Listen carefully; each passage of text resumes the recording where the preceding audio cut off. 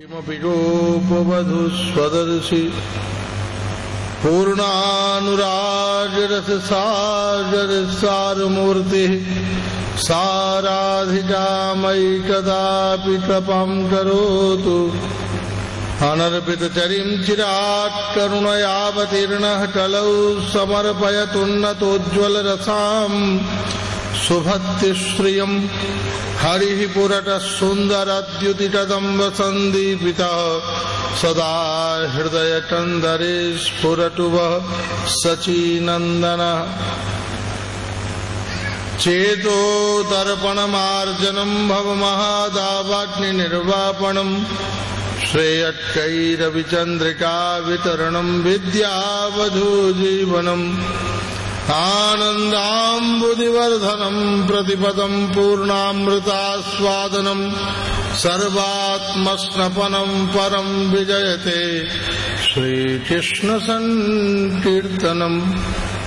रासोल्लासाच्चलितललितं मञ्जुमञ्जीररावं वरहापीठं परिवृततरं रूपकन्याटदं वै वंशेश्चन्दनमधुरिममुदामोदमानं वनान्दे श्रीमद्राधारमणमनसं गोपवेशं नमामि।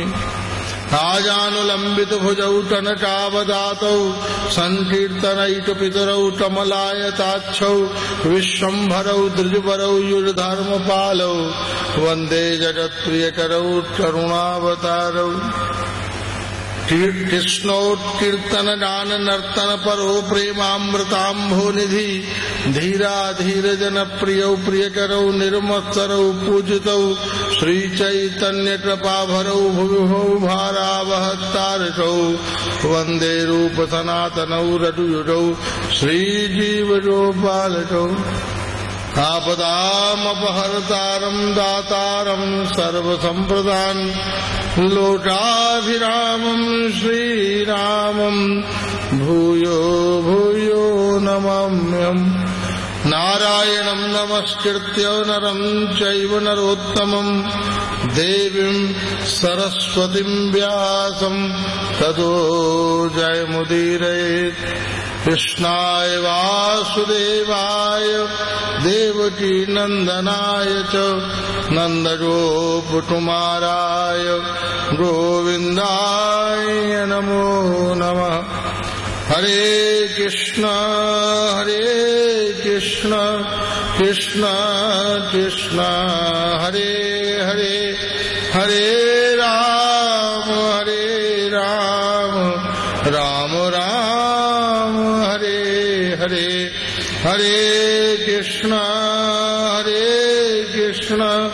कृष्ण कृष्ण हरे हरे हरे राम राम राम हरे हरे। हरे कृष्ण कृष्ण कृष्ण हरे हरे हरे राम राम राम हरे हरे।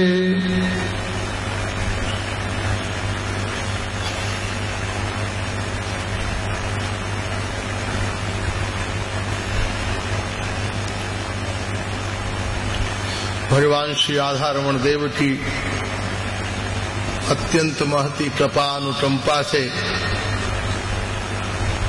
आज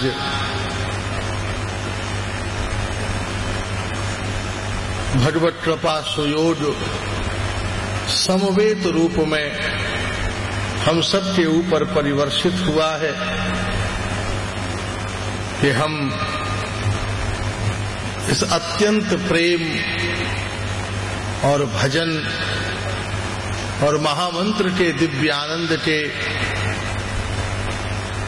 गोमुख में इस दिव्य नवद्वीप धाम में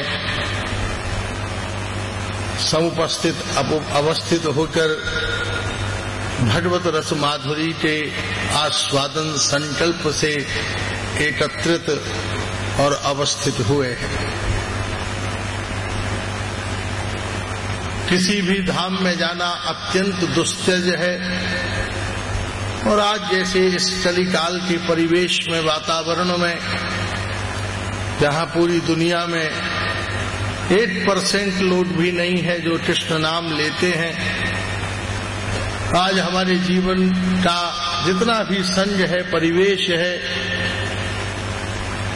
वह सब विविध विविध दुर्व्यसनों की ओर, दुर्भाग्य की ओर, व्यवहार की ओर, लोटाचार की ओर, इंद्रियों के व्यवहार की ओर हमें आकर्षित, प्रेरित कर रहा है। चारों तरफ दुराचार, व्यभिचार, अनाचार, असत्य, क्रूरता, हिंसा व्याप्त हो रही है। कलिकाल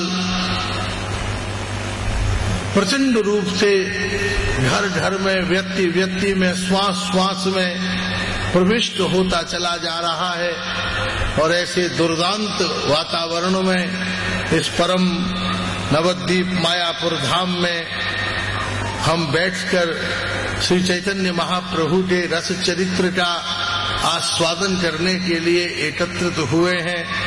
यह हमारे पुण्य का प्रतिफल नहीं है, ये हमारे ऊपर निश्चित रूप से श्री राधा रानी की महती कृपा है। ये भगवान का प्रेम का मंदिर है। ठाकुर जी के प्रति हमारे मन में प्रेम का उदय हो, संबंध केवल कामनाओं की पूर्ति है। जब भी हमें कोई मुसीबत आती है, आवश्यकता पड़ती है, जरूरत पड़ती है, हम मंदिरों में, तीर्थों में, स्थानों पर एकत्रित हो जाते हैं। विविध प्रकार की पूजा और अर्चनाओं के माध्यम से उस देव तत्व की शक्ति को प्राप्त करना चाहते हैं कि हमें भगवान की वो शक्ति मिल जाए कि हम जिस वस्तु को अपने पुरुषार्थ से, बुद्धि से, धन से, योजना से प्राप्त नहीं कर पा रहे हैं, वो भगवत कृपा से हमें मिल जाए। मंदिरों में इकट्ठे होकर हम केवल फूल चढ़ा रहे हैं, चावल चढ़ा रहे हैं, चंदन चढ़ा रहे हैं, भगवान हमें ये दे दो, भगवान हमें ये दे दो, भगवान हमें ये दे दो। और हमारा लक्ष्य क्या है? भगवान है माध्यम, लक्ष्य क्या है? संसार। जो संसार हमें निरंतर दुख दे रहा है, जो संसार निरंतर हमें व्यवहार और वासना और क्रूरताओं में गिरा रहा है। कोई बीमार डॉक्टर को फीस भी दे, उपहार भी दे, सम्मान भी दे और उससे कहे कि तू मुझे जहर दे दे, तो उससे बड़ा अज्ञानी और दुर्भागा कौन हो सकता है? उसी प्रकार से हमारा जितना भी देवाराधन है, उस संपूर्ण देवाराधन का मूल कारण क्या हो गया? केवल वासना। हम विविध प्रकार की उपासनाओं में हमें एक पुत्र मिल जाए, लेकिन उसकी जिंदगी में झांक कर देखें, जिसके 4 पुत्र हैं, क्या वो सुखी हैं? हम कहते हैं हमें धन मिल जाए, जिसके पास विपुल धन है, क्या वो सुखी है? हम कहते हैं जिन जिन वस्तुओं की हम कामना करते हैं और हमारा सारा जीवन उस कामना में, उस वासना में, उस देहीशना टलत त्रयीशना में बीत जाता है और हम दुखी, अधूरे, असंतुष्ट और अशांत ही सारे जीवन में रहते हैं। 90 साल के वृद्ध हाथ दिखाते हैं, जन्म पत्री दिखाते हैं, महाराज हमारी जन्म पत्री देख के बताओ हमें सुख कब मिलेगा? 80 साल की उम्र में भी इंतजार है कि हमें सुख मिल जाए। बोले अब सुख नहीं मिलेगा, अब तो नया जन्म ही मिलने वाला है। इसलिए जिंदगी में हम जिस सुख की कामना करते हैं, संसार में उस सुख के कारण से हमको मृत्यु मिली, बुढ़ापा मिला, रोग मिले, दुर्बलताएं मिली और जन्म मरण के चक्र में हम आबद्ध हो गए। पुनरपि जननम पुनरपि मरणम पुनरपि जननी जठरे शयनम यह संसारे खलु विस्तारे कृपया पारे पाहि मुरारे भज गोविंदम गोविंदम भज मूढ़मते। इस सिद्धांत को कौन कह रहे हैं? स्वयं भगवान शंकराचार्य। पुनरपि जननम पुनरपि मरणम अर्थात द्वैत और अद्वैत, विशिष्टाद्वैत, सिद्धाद्वैत और जितने भी अन्य दर्शन हैं, वो सारे के सारे दर्शन इस मत पर सहमत हैं कि जन्म और मरण का चक्र हमारे जीवन से बंधा हुआ है। हमारा मरना और फिर जन्म लेना, मरना और फिर जन्म लेना, ये हमारे जीवन की एक धुरी बन गई है। इसलिए हमें सावधान होकर, सचेष्ट होकर, जैसे आंख बंद कर देने से सामने से दृश्य नहीं जाते, हमें दिखना बंद हो जाता है। दूर बैठे हुए कबूतर के ऊपर बिल्ली झपटती है और बिल्ली को अपनी ओर आता देखकर कबूतर आंख बंद कर लेता है और मुस्कुराता है कि बिल्ली चली गई, लेकिन उसके आंख बंद करने से उसे बिल्ली दिखना बंद हो जाती है, लेकिन बिल्ली को वह दिखना बंद नहीं होता। उसी प्रकार से हम काल के प्रति, प्रारब्ध के प्रति, माया के प्रति कितने भी लापरवाह हो जाएं, हमें मृत्यु नहीं दिख रही, हमें बुढ़ापा नहीं दिख रहा, हमें जन्म मरण की यातनाएं नहीं दिख रही, लेकिन वह सब हमारी प्रतीक्षा कर रहे हैं।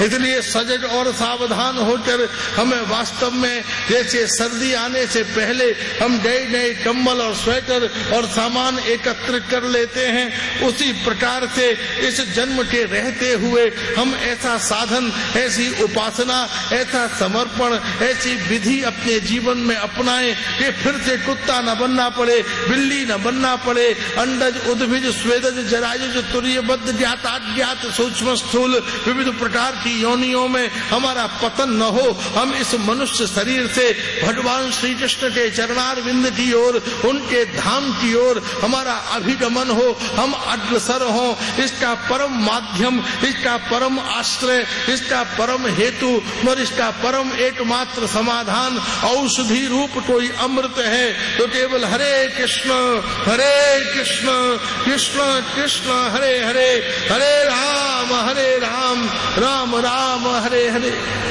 आज से लगभग 650 साल पुराने अगर हम इतिहास में चले जाएं तो इस क्षेत्र में स्वयं हुसैन शाह शासन करता था, मोहम्मद लोदी का दिल्ली में शासन था। भारतीय संस्कृति चारों तरफ नष्ट प्राय हो रही थी। विद्वान का मतलब केवल विवाद करना था, पूजा का मतलब केवल पशु पक्षियों की बलि चढ़ाना था। तंत्र मंत्र और षड्यंत्र चारों तरफ व्याप्त हो रहे थे।